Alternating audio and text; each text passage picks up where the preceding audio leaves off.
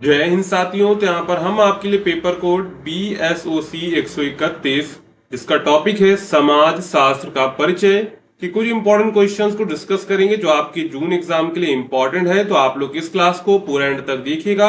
अगर आपको क्लास पसंद आती है तो वीडियो को लाइक एंड जो है चैनल को सब्सक्राइब करना मत भूलिएगा, जिससे आने वाली क्लास की नोटिफिकेशन आपको मिलती रहेगी। और अगर आप लोग इस सब्जेक्ट के गैस पेपर को परचेज करना चाहते हैं जिसमें हमने बुक के जो भी VVI इंपॉर्टेंट क्वेश्चंस है वो हमने गैस पेपर में कवर कर दिए हैं, अगर आप उसको परचेज करना चाहते हैं तो उससे आप हमारी वेबसाइट से परचेज कर सकते हैं। अगर आप वेबसाइट से नहीं कर पा रहे हैं तो डिस्क्रिप्शन में आपको एक नंबर दिया गया है, उस नंबर पे आप लोग जो है व्हाट्सएप मैसेज करके परचेज कर सकते हैं। अगर आपको वेबसाइट से करना है, सिंपली आपको गूगल पे जाना है और सर्च करना है shop.hindustanknowledge.com। जैसे आप सर्च करेंगे तो आपके सामने कुछ इस प्रकार का पेज आ जाएगा, ठीक है। अब यहाँ पर जो आपका पेज है ना, तो ये आपके सामने कुछ इस प्रकार का खुलेगा। अब यहाँ पर जो इस वेबसाइट की लिंक है वो आपको डिस्क्रिप्शन में मिल जाएगी, तो वहां से आप लोग एक्सेस कर लीजिएगा। अब आपको सिंपली सर्च कोड पे जाना है और कोड टाइप करना है BSOC 131। जैसे आप इसको टाइप करेंगे तो यहाँ पर हिंदी इंग्लिश दोनों लैंग्वेज में आपको गैस पेपर मिल जाएगा। तो जिस भी लैंग्वेज में आपको डाउनलोड करना है सिंपली उस पर क्लिक करेंगे। यहाँ पर बाय नाउ का ऑप्शन आएगा, सिंपली इस पर क्लिक करेंगे और यहाँ पर डिटेल्स भर के अपना पेमेंट करके परचेज कर लेंगे। अगर आपको कोई प्रॉब्लम होती है तो आप इस नंबर पे व्हाट्सएप या फिर व्हाट्सएप आइकन पर क्लिक करके हमारी टीम को व्हाट्सएप कर सकते हैं, आपका प्रॉब्लम सॉल्व हो जाएगा। अब चलते हैं वापस अपने प्रश्नों पर। तो यहाँ पर हमारा पहला प्रश्न है, समाज शास्त्र और सामाजिक मानव विज्ञान की समानताओं और असमानताओं की चर्चा कीजिए। यानी कि समाज शास्त्र और सामाजिक मानव विज्ञान में क्या क्या समानताएं हैं, यानी कौन कौन सी सिमिलरिटी है और कौन कौन सी असमानताएं हैं, उसके बारे में यहाँ पर देखेंगे। तो समाज शास्त्र और सामाजिक मनोविज्ञान यानी कि सोशल एंथ्रोपोलॉजी दोनों ही सामाजिक विज्ञान की प्रमुख शाखाएं हैं। ये दोनों मानव समाज का अध्ययन करती हैं, लेकिन इनके अध्ययन के दृष्टिकोण, विधियां और क्षेत्र में कुछ समानताएं और कुछ भिन्नताएं होती हैं। तो सबसे पहले देखते हैं समाज शास्त्र और सामाजिक मानव विज्ञान की समानताएं। तो मानव समाज का अध्ययन करना, यानी कि समाज शास्त्र भी मानव समाज का अध्ययन करता है और सामाजिक मानव विज्ञान भी जो है मानव समाज का अध्ययन करता है। दोनों ही विषय मानव समाज, मानव व्यवहार और सामाजिक संस्थाओं का अध्ययन करते हैं। इनका उद्देश्य यह समझना होता है कि लोग समाज में कैसे रहते हैं, एक दूसरे से कैसे संबंध बनाते हैं और समाज कैसे कार्य करता है। यानी कि समाज शास्त्र और सामाजिक विज्ञान का जो मानव समाज का अध्ययन का क्षेत्र होता है उसमें वो लोग क्या क्या अध्ययन करते हैं, वो अध्ययन करते हैं कि जो है समाज में लोग कैसे रहते हैं, एक दूसरे संबंध कैसे बनाते हैं और समाज कैसे कार्य करता है। इसके बाद सांस्कृतिक और सामाजिक पहलुओं पर ध्यान। तो ये दोनों सामाजिक परंपराओं, विश्वासों और रीति रिवाजों और संस्कृति का अध्ययन करते हैं ताकि यह समझा जा सके कि वे समाज को कैसे प्रभावित करते हैं। यानी कि समाज शास्त्र और सामाजिक मानव विज्ञान जो है ना, वो क्या करते हैं, सांस्कृतिक और सामाजिक पहलुओं पर भी ध्यान रखते हैं। वे ध्यान रखते हैं कि सामाजिक जो परंपराएं हैं, विश्वास हैं, रीति रिवाज और जो है संस्कृति का अध्ययन करते हैं ताकि यह समझा जा सके कि समाज जो है इसको कैसे प्रभावित करता है, यानी कि जो रीति रिवाज होते हैं वो समाज को कैसे प्रभावित करते हैं। इसके बाद मैदानी अध्ययन यानी कि फील्ड वर्क। तो सामाजिक मानव विज्ञान में बहुत ही महत्वपूर्ण विधि है, लेकिन अब समाज शास्त्र में भी इसका उपयोग बढ़ गया है। दोनों ही क्षेत्र लोगों के बीच जाकर प्रत्यक्ष अनुभव प्राप्त करने की विधि को अपनाते हैं। इसके बाद है अंतर विषयक दृष्टिकोण। तो समाज शास्त्र और सामाजिक मानव विज्ञान दोनों ही अन्य सामाजिक विज्ञान जैसे इतिहास, अर्थशास्त्र और मानव विज्ञान आदि की सहायता लेते हैं। अब बात करते हैं कि समाज शास्त्र और सामाजिक मानव विज्ञान की कौन कौन सी असमानताएं हैं। तो यहां पर अगर हम लोग देखें सबसे पहले अध्ययन क्षेत्र, तो समाज शास्त्र मुख्यतः आधुनिक नगरीय और औद्योगिक समाज का अध्ययन करता है और इसके विपरीत अगर हम लोग बात करें सामाजिक मानव विज्ञान की, तो ये पारंपरिक आदिवासी और ग्रामीण समाजों के अध्ययन पर अधिक ध्यान देता है।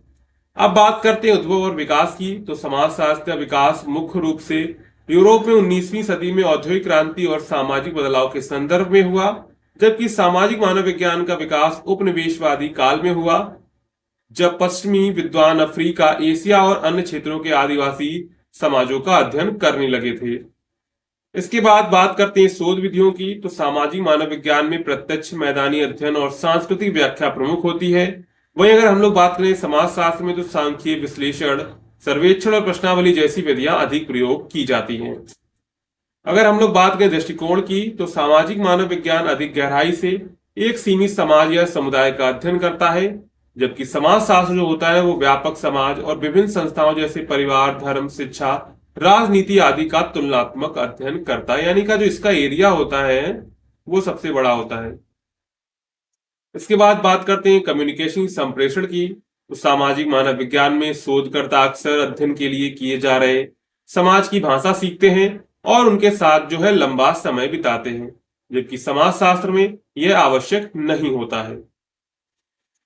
इसके बाद हम लोग निष्कर्ष लेके अपना उत्तर समाप्त करें, क्योंकि हमसे जो पूछा गया था वो हमने बता दिया कि समाज शास्त्र और सामाजिक मानव विज्ञान की समानताएं और असमानताएं बतानी। सबसे पहले हमने देखी समानताएं, इसके बाद हमने देखी असमानताएं। अब हम लोग निष्कर्ष लिखेंगे। तो समाज शास्त्र और सामाजिक मानव विज्ञान दोनों ही एक दूसरे से जुड़े हुए हैं। आज के समय में इन दोनों की बीच की रेखाएं धुंधली हो गई हैं। दोनों विषय अब एक दूसरे की विधियों और दृष्टिकोणों का उपयोग करते हैं। इसलिए यह कहना उचित होगा कि ये दोनों एक ही सिक्के के दो पहलू हैं, जो मिलकर मानव समाज की गहराई से समझ प्रदान करते हैं। यहाँ पर हमने पहला प्रश्न अच्छे से कवर कर लिया है। अगर आपको पहला प्रश्न अच्छे समझ में आया है तो वीडियो को लाइक कर दीजिए और जो है चैनल को सब्सक्राइब जरूर कर लीजिएगा। साथ में आप लोग टेलीग्राम को ज्वाइन कर लीजिए, तो वहां पर इस क्लास की जो पीडीएफ है वहां पर हम शेयर कर देंगे, तो वहां से आप लोग डाउनलोड कर लीजिएगा। इसके बाद यहाँ पर हमारा दूसरा प्रश्न है, सामाजिक मनोविज्ञान क्या है, इसके अंतः विषयक दृष्टिकोणों का वर्णन कीजिए। तो सबसे पहले हम लोग देखें सामाजिक मनोविज्ञान। तो सोशल साइकोलॉजी एक ऐसा विषय है जो यह समझने का प्रयास करता है कि लोग एक दूसरे के बारे में कैसे सोचते हैं, दूसरों से कैसे प्रभावित होते हैं और समाज में कैसे व्यवहार करते हैं। यह मनोविज्ञान और समाज शास्त्र के बीच की कड़ी होता है। यहाँ पर जो सामाजिक मनोविज्ञान वो काम क्या करता है, वो काम करता है कि जो लोग होते हैं एक दूसरे के बारे में कैसे सोचते हैं, दूसरों से कैसे प्रभावित होते हैं और समाज में कैसा व्यवहार करते हैं, वो सब किसके कारण होता है, सामाजिक मनोविज्ञान के कारण होता है। वहीं पर जो है इस सभी का अध्ययन किया जाता है। यानी कि सामाजिक मनोविज्ञान एक जो है विषय है जिसके अंतर्गत हम लोग क्या अध्ययन करते हैं, हम लोग अध्ययन करते हैं कि लोग एक दूसरे के बारे में कैसे सोचते हैं, दूसरों से कैसे प्रभावित होते हैं और समाज में कैसे व्यवहार करते हैं। ये अध्ययन करता है कि व्यक्ति का व्यवहार समाज में कैसे प्रभावित होता है, जैसे कि समूह में रहते हुए लोग कैसे निर्णय लेते हैं, भीड़ में उनका व्यवहार कैसे बदलता है, पूर्वाग्रह कैसे बनते हैं और सामाजिक प्रभाव कैसे काम करता है। यानी ये अध्ययन क्या करता है, ये अध्ययन हमको बताता है कि व्यवहार में समाज जो है हमें कैसे प्रभावित करता है, यानी कि व्यक्ति का जो व्यवहार होता है वो समाज से कैसे प्रभावित होता है, जैसे कि समूह में रहते हुए लोग कैसे निर्णय लेते हैं, भीड़ में उनका व्यवहार कैसे बदलता है, पूर्वाग्रह कैसे बनते हैं और सामाजिक प्रभाव कैसे काम करता है। उदाहरण के लिए, जब कोई व्यक्ति अकेले होता है तो उसका व्यवहार अलग होता है, लेकिन जब वह किसी समूह का हिस्सा होता है तो उसका व्यवहार बदल जाता है। सामाजिक मनोविज्ञान जो है इसी बदलाव का अध्ययन करता है कि यह बदलाव कैसे होता है। इसके बाद बात करते हैं सामाजिक मनोविज्ञान के अंतःविषयक दृष्टिकोण। सामाजिक मनोविज्ञान एक ऐसा विषय है जो कोई अन्य विषयों से जुड़ा हुआ है। इसे समझने के लिए विभिन्न अंतःविषयक दृष्टिकोण अपनाए जाते हैं। तो यहाँ पर पहला दृष्टिकोण है मनोवैज्ञानिक दृष्टिकोण। देखिए, जो अंतःविषयक दृष्टिकोण होते हैं ना, यानी कि जो सामाजिक मनोविज्ञान होता है वो अन्य विषयों से भी जुड़ा होता है साथ में। तो यहाँ पर हम लोग देखेंगे कि अंतःविषयक दृष्टिकोण कौन कौन से। सबसे पहला है मनोवैज्ञानिक दृष्टिकोण, यानी कि साइकोलॉजिकल अप्रोच। तो यह दृष्टिकोण व्यक्ति की मानसिक प्रक्रियाओं जैसे सोच, भावना और निर्णय लेने की प्रक्रिया पर ध्यान देता है। इसमें यह देखा जाता है कि कोई व्यक्ति किसी सामाजिक स्थिति में कैसे प्रतिक्रिया करता है और क्यों करता है। उदाहरण के लिए, किसी व्यक्ति की आलोचना मिलने पर वह कैसे प्रतिक्रिया देता है, गुस्से में आता है या शांत रहता है, यह उसकी मानसिक स्थिति पर निर्भर करता है। इसके बाद बात करते हैं समाजशास्त्रीय दृष्टिकोण, यानी कि सोशियोलॉजिकल अप्रोच। यह दृष्टिकोण समाज, संस्कृति, सामाजिक नियमों और संस्थाओं का व्यक्ति पर पड़ने वाले प्रभाव का अध्ययन करता है।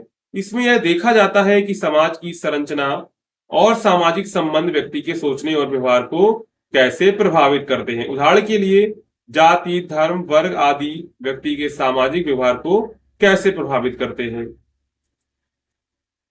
इसके बाद देख लेते हैं मानव वैज्ञानिक दृष्टिकोण, मतलब कि एंथ्रोपोलॉजिकल अप्रोच।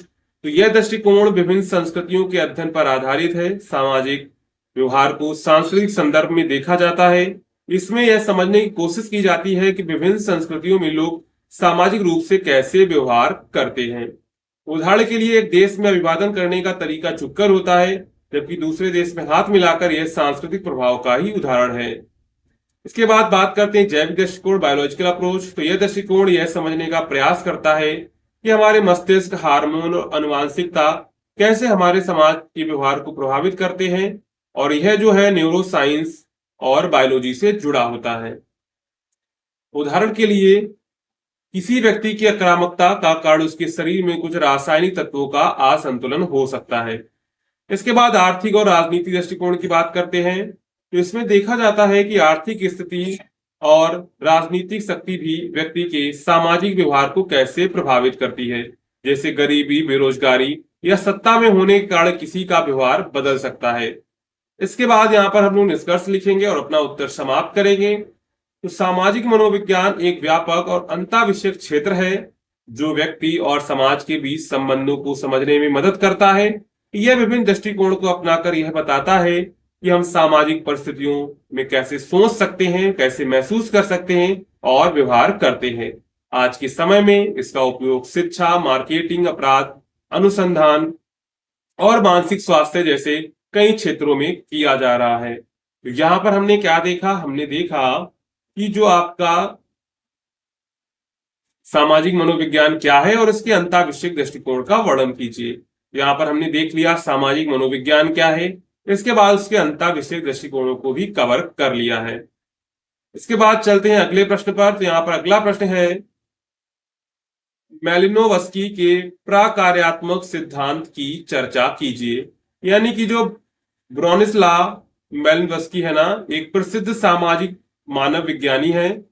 उन्होंने समाज और संस्कृति को समझाने के लिए प्रकार्यात्मक सिद्धांत यानी कि फंक्शनल थ्योरी की स्थापना की।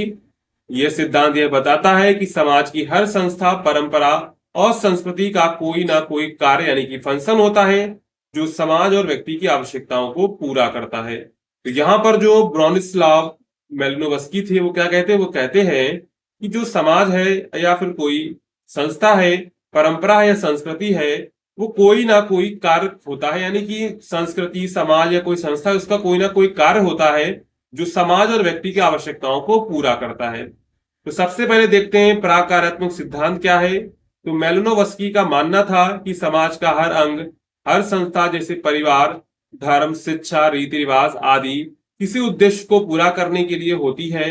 ये सभी समाज के सदस्यों की जरूरतों को पूरा करती है, इसलिए वे बनी रहती हैं। तो यहाँ पर जो प्रकार्यात्मक सिद्धांत है वो क्या कहता है, वो कहते हैं कि समाज का जो हर अंग है या फिर कोई संस्था है जैसे परिवार, धर्म, शिक्षा, रीति रिवाज आदि जो है किसी उद्देश्य को पूरा करने के लिए ही होते हैं। ये सभी समाज के सदस्यों की जरूरतों को पूरा करती हैं और इसलिए जो है वे बनी रहती हैं।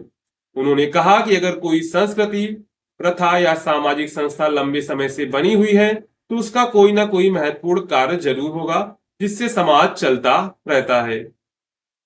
यहाँ पर वे क्या कह रहे हैं, यहाँ पर वो कह रहे हैं कि जो भी समाज में हर अंग या कोई संस्था या कोई परिवार, धर्म, शिक्षा या रीति रिवाज है तो वो ना किसी उद्देश्य के लिए होते हैं। वो समाज का उद्देश्य पूरा करते रहते हैं और वो उन्हीं के साथ बने रहते हैं। अब बात कर लेते हैं कि मैलिनोवस्की के प्रकारात्मक सिद्धांत के मुख्य बिंदु कौन कौन से थे। तो पहला बिंदु था जैविक आवश्यकताओं को पूरा करना। तो मैलिनोवस्की ने कहा कि मानव की कुछ मूलभूत आवश्यकताएं होती हैं जैसे भोजन, पानी, आश्रय, सुरक्षा, प्रजनन आदि। समाज की संस्थाएं इन आवश्यकताओं को पूरा करने के लिए बनती हैं। उदाहरण के लिए परिवार क्या करते हैं, प्रजनन और बच्चों की देखभाल के लिए बनाए जाते हैं। आर्थिक प्रणाली जो है भोजन और वस्त्र जैसी जरूरतों के लिए बनाई जाती है। धर्म मानसिक और भावनात्मक संतुलन के लिए बनाए जाते हैं। इसके बाद है सांस्कृतिक का कार्यात्मक दृष्टिकोण क्या है। मैलिनोवस्की का मानना था कि संस्कृति कोई सिर्फ परंपराओं का समूह नहीं है, बल्कि यह समाज को संतुलित रखने वाला एक तंत्र है। हर संस्कृति का कोई ना कोई कार्य होता है और वह समाज के लोगों की समस्याओं का समाधान देती है। तो मेलिनोवस्की क्या मानते हैं? मेलिनोवस्की मानते हैं कि संस्कृति कोई परंपरा का समूह नहीं है, बल्कि यह समाज को संतुलित रखने वाला एक तंत्र है। हर संस्कृति का कोई कार्य होता है और वह समाज के लोगों के लिए समस्याओं का समाधान देती है। इसके बाद समकालीन अध्ययन, तो मेलिनोवस्की के इतिहास के बजाय वर्तमान समाज को देखने पर जोर दिया है। वे समाज का अध्ययन उस रूप में करते थे जैसे वह अभी है, ना कि वह अतीत में कैसा था। इसके बाद फील्ड वर्क पर आते हैं, तो मेलिनोवस्की ने पहली बार लोगों के बीच रहकर उनकी भाषा सीखकर उनके अनुभवों को सीधे समझकर अध्ययन किया। उन्होंने ट्रोबोरेट द्वीप समूह में रहकर वहां की संस्कृति का जो है गहराई से अध्ययन किया था। अगर हम लोग बात करें उदाहरण के लिए, तो खुला आदान प्रदान, मेलिनोवस्की ने ट्रोब्रिएंट द्वीप के लोगों को खुला आदान प्रदान नामक रिवाज का अध्ययन किया। वहां लोग एक दूसरे को कीमती गहनों और चीजों का आदान प्रदान करते थे। यह देखने में व्यापार जैसा लगता था, लेकिन इसका असली उद्देश्य था सामाजिक संबंधों को मजबूत करना। मेलिनोवस्की ने बताया कि यह रिवाज वहां के लोगों की सामाजिक एकता बनाए रखने में मदद करता है, और यही जो है उसका क्या है, प्राक कार्य है, मतलब कि उसका कार्य है। यानी कि समाज में जो भी संस्कृति है, जो भी संस्थाएं हैं, उनका कोई ना कोई काम होता है। इसके बाद बात करते हैं निष्कर्ष की, तो मेलिनोवस्की का प्राकार्यात्मक सिद्धांत सामाजिक मानव विज्ञान में बहुत प्रभावशाली रहा। उन्होंने यह सिद्ध किया कि समाज की हर संस्था और परंपरा का कोई उद्देश्य होता है। यह सिद्धांत हमें यह समझने में मदद करता है कि समाज कैसे चलता है, लोग क्यों परंपराओं का पालन करते हैं, और उनका दृष्टिकोण आज भी सामाजिक अध्ययन में उपयोगी माना जाता है। तो ये सारा जो है हमने यहाँ पर देखा उत्तर। हमारा प्रश्न क्या था? प्रश्न था हमारा जो है मेलिनोवस्की के प्राकार्यात्मक सिद्धांत की चर्चा कीजिए। तो सबसे पहले हमने देखा प्राकार्यात्मक सिद्धांत क्या है। ये सिद्धांत कहता है कि समाज का हर अंग या फिर हर संस्था, जैसे परिवार, धर्म, शिक्षा, रीति रिवाज, किसी उद्देश्य को पूरा करने के लिए होते हैं। ये सभी समाज के सभी सदस्यों की जरूरतों को पूरा करते हैं, इसलिए वे जो है हमारे साथ बनी रहती हैं। यानी कि ये क्या करती है, जो संस्कृति होती है या फिर कोई संस्था है, वो हमारी क्या करती है, जरूरतों को पूरा करती है, इसलिए हम उनको क्या रखते हैं, अपने पास रखते हैं। इसके बाद प्राकारात्मक सिद्धांत के मुख्य बिंदु, जैविक आवश्यकताओं को पूरा करना, संस्कृति का कार्यात्मक दृष्टिकोण, इसके बाद समकालीन अध्ययन, इसके बाद फील्ड वर्क, और इसके बाद उदाहरण। उसके बाद हमने निष्कर्ष करके अपना जो है उत्तर समाप्त कर दिया है। देखिए प्रश्न आएगा तो आपको ऐसे ही अपने सभी प्रश्नों का उत्तर देना है। इसके बाद हमारा यहाँ पर चौथा प्रश्न है, सामाजिक परिवर्तन क्या है, समाज के विभिन्न पहलुओं पर इसके प्रभाव की चर्चा कीजिए। तो अगर आपने अभी तक वीडियो को लाइक नहीं किया है तो वीडियो को लाइक कर दीजिए और चैनल को भी सब्सक्राइब जरूर आप लोग कर लीजिएगा, ठीक है। यहां पर देखेंगे सामाजिक परिवर्तन का अर्थ है समाज की संरचना, कार्य प्रणाली, मूल्यों, रीति रिवाजों और व्यवहारों में धीरे धीरे या अचानक होने वाला बदलाव। जब समाज की सोच, जीवन शैली, परंपराएं, तकनीक, शिक्षा, परिवार और अन्य संस्थाएं बदलने लगती है तो इसे ही क्या कहा जाता है, सामाजिक परिवर्तन कहा जाता है। यानी कि जब समाज में सोच बदलेगी, जीवन शैली बदलती है, परंपराएं बदलती हैं, तकनीकी बदलती है, शिक्षा, परिवार या अन्य संस्थाएं बदलने लगती हैं, तो इसी को क्या कहा जाता है, इसी को कहा जाता है सामाजिक परिवर्तन। यहां पर हमने समझ लिया सामाजिक परिवर्तन क्या है। सामाजिक परिवर्तन है समाज की संरचना, कार्य प्रणाली, मूल्य, रीति रिवाजों या व्यवहारों में धीरे धीरे या अचानक होने वाला बदलाव क्या कहलाता है, सामाजिक परिवर्तन कहलाता है। यह परिवर्तन सकारात्मक भी हो सकता है, जैसे शिक्षा का बदलाव, और नकारात्मक भी, जैसे सामाजिक असमानता में वृद्धि। यह धीरे धीरे क्रमिक परिवर्तन भी हो सकता है और अचानक क्रांतिकारी भी हो सकता है। यहाँ पर देखते हैं सामाजिक परिवर्तन के कारण सबसे पहला है टेक्नोलॉजी, जैसे मोबाइल फोन, इंटरनेट, बिजली आदि ने लोगों के जीवन को पूरी तरह बदल दिया है। शिक्षा नई सोच, जागरूकता और सामाजिक बुराइयों के खिलाफ खड़े होना का जो है साहस देती है। इसके बाद है औद्योगिकरण और शहरीकरण, तो गांव से शहरों की ओर पलायन और आधुनिक जीवन शैली की ओर बढ़ता रुझान। इसके बाद कानूनी सुधार, तो जैसे बाल विवाह रोकने, दहेज प्रथा खत्म करने और महिलाओं के अधिकारों से जुड़े कानून। इसके बाद आंदोलन, क्रांति, जैसे दलित आंदोलन, नारी आंदोलन, स्वतंत्रता संग्राम आदि। संचार के साधन, तो टीवी, सोशल मीडिया, समाचार आदि से विचारों का आदान प्रदान तेजी से होता है। तो सामाजिक परिवर्तन के कारण क्या है, प्रौद्योगिकी, शिक्षा, औद्योगिकरण और शहरीकरण, कानूनी सुधार, आंदोलन और क्रांति और संचार के साधन। इसके बाद देख लें सामाजिक परिवर्तन के समाज पर क्या प्रभाव पड़ते हैं, परिवार पर क्या प्रभाव पड़ता है। पहले संयुक्त परिवार आम थे, अब एकल परिवार बढ़ रहे हैं। महिलाओं की भूमिका घर से बाहर भी बढ़ी है। बच्चों की परवरिश, बुजुर्ग की स्थिति और पारिवारिक संबंधों में बदलाव आया है। इसके बाद शिक्षा पर क्या प्रभाव पड़ा, तो पहले की शिक्षा सीमित वर्गों तक सीमित थी, अब वो सर्वसुलभ हो रही है। डिजिटल शिक्षा, ऑनलाइन क्लासेस और व्यावसायिक पाठ्यक्रम भी बढ़े हैं। लेकिन असमानता कम हुई, लड़कियां भी पढ़ लिख कर आगे बढ़ रही हैं। इसके बाद बात करते हैं धर्म और परंपराओं पर प्रभाव। तो अंधविश्वासों में कमी आई है, कुछ रूढ़िवादी परंपराओं को छोड़ा गया है, जैसे सती प्रथा, बाल विवाह आदि। धार्मिक सहिष्णुता और आधुनिक सोच में वृद्धि हुई है, हालांकि कुछ जगह पर जो है कट्टरता भी बढ़ी है। इसके बाद राजनीति पर क्या प्रभाव पड़े, तो आम जनता का राजनीतिक रूप से जागरूक हुई, सामाजिक न्याय, आरक्षण और समानता और अधिकारों की मांग बढ़ी। युवाओं और महिलाओं की राजनीतिक भागीदारी भी बढ़ी हुई है। इसके बाद है आर्थिक जीवन पर क्या प्रभाव पड़ा, तो लोगों की आय, जीवन शैली और उपभोग की आदतें बदल गईं। रोजगार, बेरोजगारी, महंगाई और असमानता जैसे नए सामाजिक मुद्दे उभरे हैं। श्रम का विभाजन, महिलाओं की आर्थिक भागीदारी आदि बढ़ी हुई है। इसके बाद इसके संस्कृति का पर क्या प्रभाव पड़े, तो आधुनिक और पाश्चात्य संस्कृति का प्रभाव पड़ा। पारंपरिक पोशाक, भाषा और रीति रिवाजों में बदलाव आया। नई पीढ़ी में वैश्विक संस्कृति को अपनाने की प्रवृत्ति देखी जा रही है।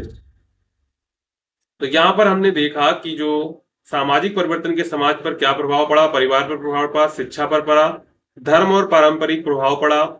इसके बाद राजनीति पर प्रभाव पड़ा, आर्थिक जीवन पर भी प्रभाव पड़ा।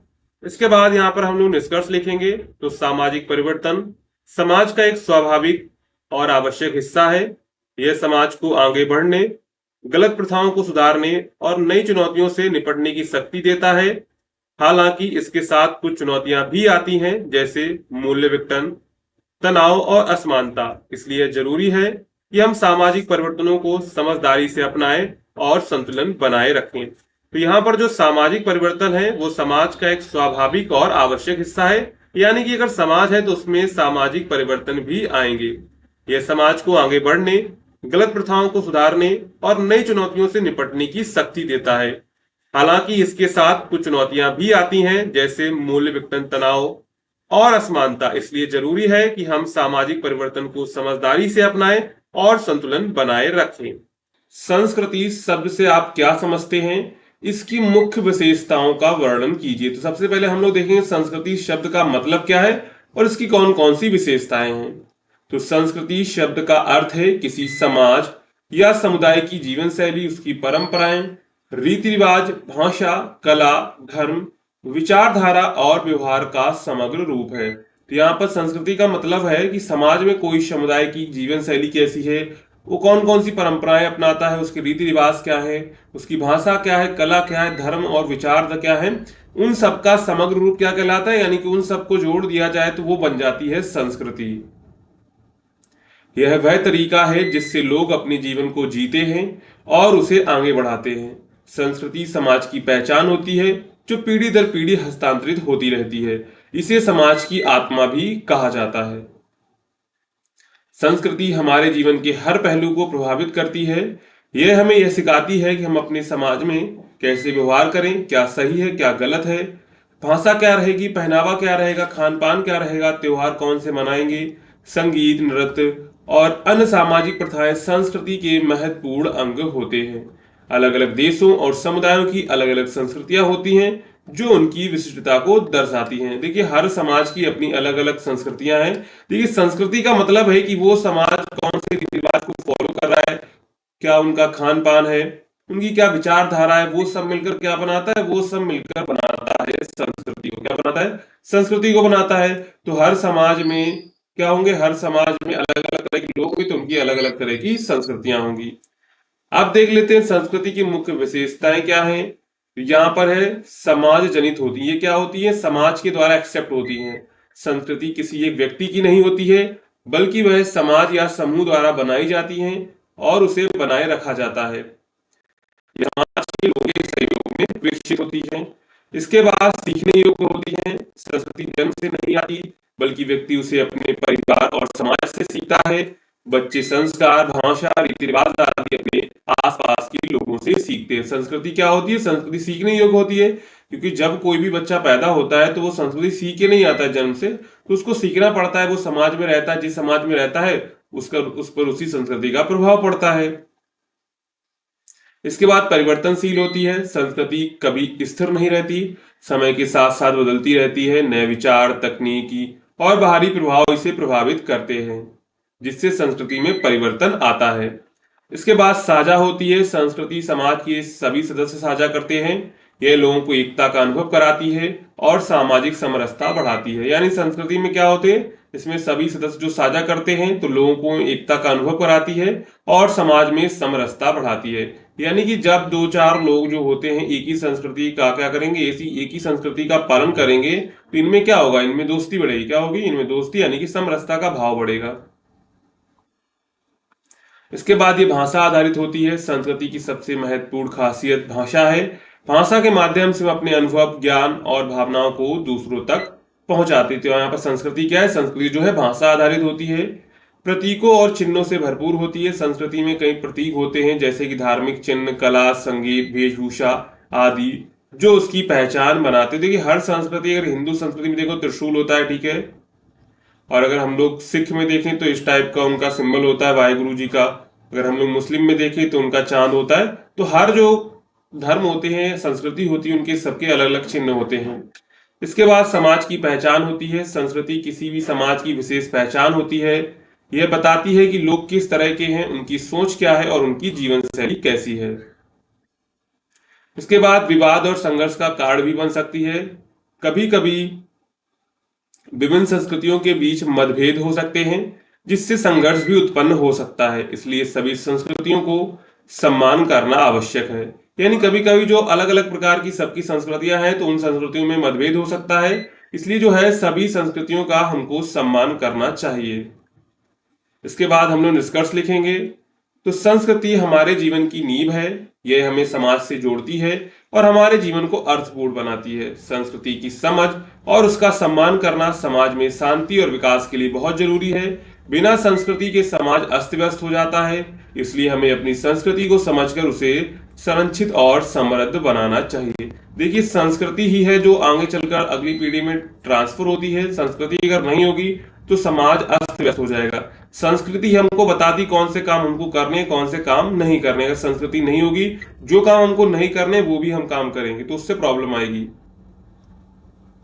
यहाँ पर हमने पहला क्वेश्चन अच्छे से कवर कर लिया। अगर आपको पहला प्रश्न अच्छे से समझ में आया है तो वीडियो को लाइक कर दीजिए और चैनल को भी सब्सक्राइब कर लीजिए।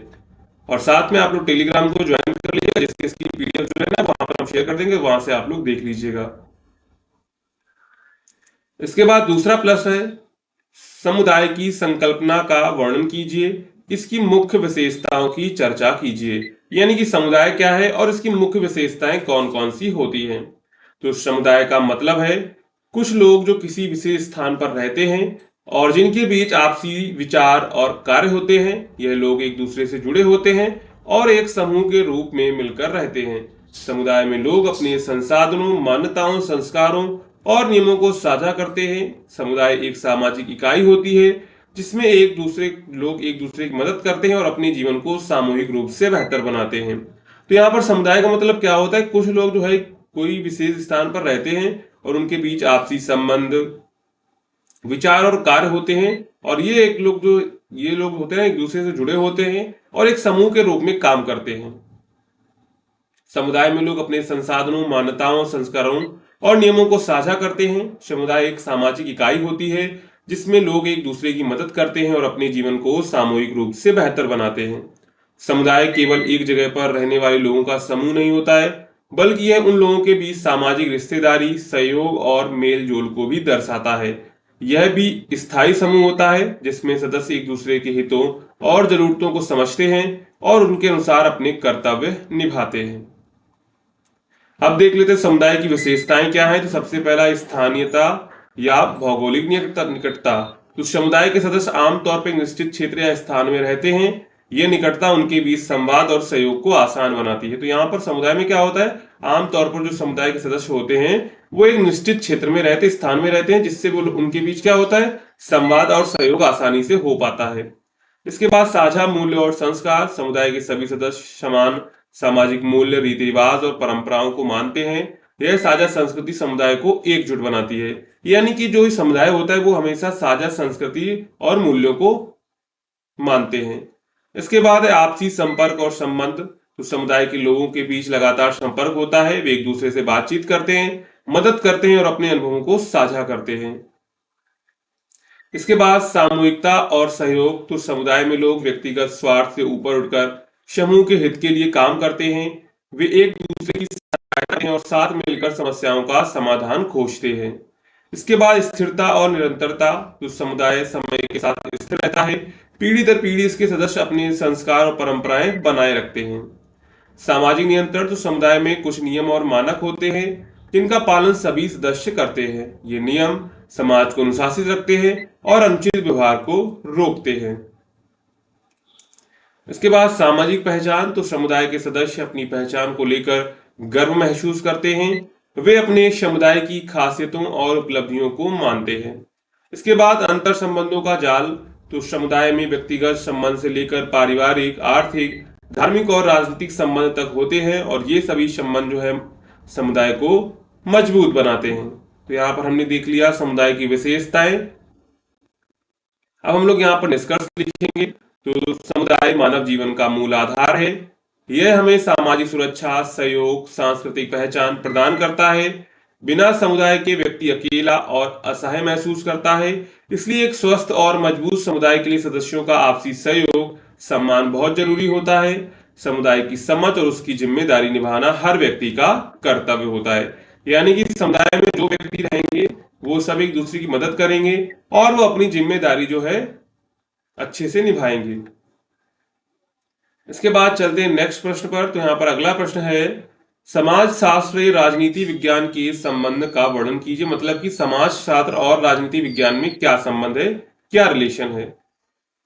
तो समाज शास्त्र और राजनीति विज्ञान दोनों ही समाज के अध्ययन से संबंधित विषय हैं। जहां समाज शास्त्र समाज के विभिन्न पहलुओं जैसे सामाजिक संगठन, व्यवहार, संस्कृति और मान्यताओं का अध्ययन करता है, वहीं राजनीति विज्ञान समाज में सत्ता, शासन व्यवस्था, सरकार और राजनीतिक प्रक्रियाओं का अध्ययन करता है। दोनों विषय एक दूसरे से जुड़े हुए हैं और एक दूसरे के पूरक भी माने जाते हैं। यानी कि वहीं अगर हम लोग बात करें समाज शास्त्र की, तो समाज शास्त्र क्या करता है, समाज के विभिन्न पहलुओं जैसे सामाजिक संगठन, व्यवहार, संस्कृति और मान्यताओं का अध्ययन करता है। वहीं जो राजनीति विज्ञान होता है ना, तो वो क्या करता है, समाज में सत्ता, शासन व्यवस्था, सरकार, ये सब कैसे चल रही है उसका अध्ययन करता है। आप देखते हैं समाज शास्त्र और राजनीति विज्ञान में संबंध। तो समाज और राजनीति का आपस में जुड़ाव। राजनीति विज्ञान का मुख्य विषय सत्ता और शासन है जो समाज में स्थापित होता है। सत्ता का उपयोग समाज के नियम, कानून और व्यवस्था बनाए रखने के लिए किया जाता है। इसलिए राजनीति का अध्ययन करते समय समाज शास्त्र की समझ जरूरी होती है, क्योंकि राजनीति समाज के अंदर ही होती है। तो यहाँ पर क्या है, तो यहाँ पर जो राजनीति विज्ञान होता है, यानी कि जो राजनीति होती है, सत्ता होती है, वो शासन होती है, वो कहाँ पर होती है, समाज में होती है। तो सत्ता का उपयोग समाज के में नियम, कानून और व्यवस्था बनाए रखने के लिए किया जाता है। इसलिए राजनीति का अध्ययन करते समय समाज शास्त्र की समझ जरूरी होती है, क्योंकि राजनीति जो है समाज के अंदर ही होती है। यानी कि अगर हम लोग बात करें ये समाज है तो राजनीति इसके अंदर होगी। क्या होगी, राजनीति इसके अंदर होगी। ठीक है।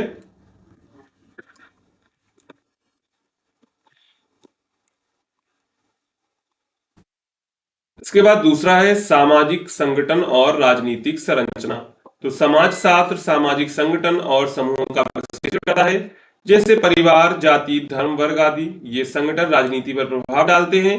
उदाहरण के लिए जातिगत और वर्गीय भेद राजनीति को प्रभावित करते हैं। इसलिए राजनीति को समझने के लिए समाज शास्त्र के ज्ञान की आवश्यकता होती है। यानी जो राजनीति है ना, वो क्या है, वो समाज शास्त्र के अंदर ही विलीन है। अगर आपको राजनीति अच्छे से करनी है तो आपको समाज का ज्ञान होना चाहिए। इसके बाद सामाजिक परिवर्तन और राजनीतिक परिवर्तन। तो समाज शास्त्र सामाजिक परिवर्तन की प्रक्रियाओं को समझाता है, जैसे औद्योगिकरण, शहरीकरण, शिक्षा आदि। ये परिवर्तन राजनीति पर भी असर डालते हैं। नए सामाजिक बदलाव राजनीतिक विचारधाराओं, नीतियों और सत्ता के तरीकों में बदलाव लाते हैं। इसलिए दोनों विषयों का अध्ययन एक दूसरे से समृद्ध करता है। इसके बाद सत्ता और सामाजिक नियंत्रण। तो राजनीति विज्ञान सत्ता के उपयोग और शासन के तरीकों को समझता है, जबकि समाजशास्त्र यह देखता है कि समाज में लोग किस प्रकार सामाजिक नियंत्रण और नियमों का पालन करते हैं। यह समझना जरूरी है कि सत्ता कैसे सामाजिक व्यवस्था को प्रभावित करती है और सामाजिक नियंत्रण किस प्रकार सत्ता की मदद करता है। इसके बाद लोकतंत्र और समाजशास्त्र। लोकतंत्र जैसे राजनीतिक सिद्धांतों को समझने के लिए समाजशास्त्र महत्वपूर्ण है।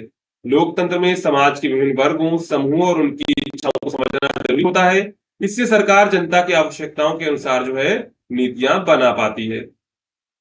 अगर आपको लोकतंत्र अच्छे से करना है, राजनीति आपको अच्छे से करनी है ना, तो आपको समाज शास्त्र अच्छे से पढ़ना होगा कि समाज में किस चीज की कमी है या फिर समाज में क्या चल रहा है, तो आप लोग राजनीति अच्छे से कर पाएंगे। इसके बाद हम लोग लिखेंगे निष्कर्ष। तो समाज शास्त्र और राजनीति विज्ञान एक दूसरे के पूरक हैं। जहां समाज शास्त्र समाज की गहरी समझ देता है, वहीं राजनीति विज्ञान समाज में सत्ता और शासन की प्रक्रिया को समझाता है।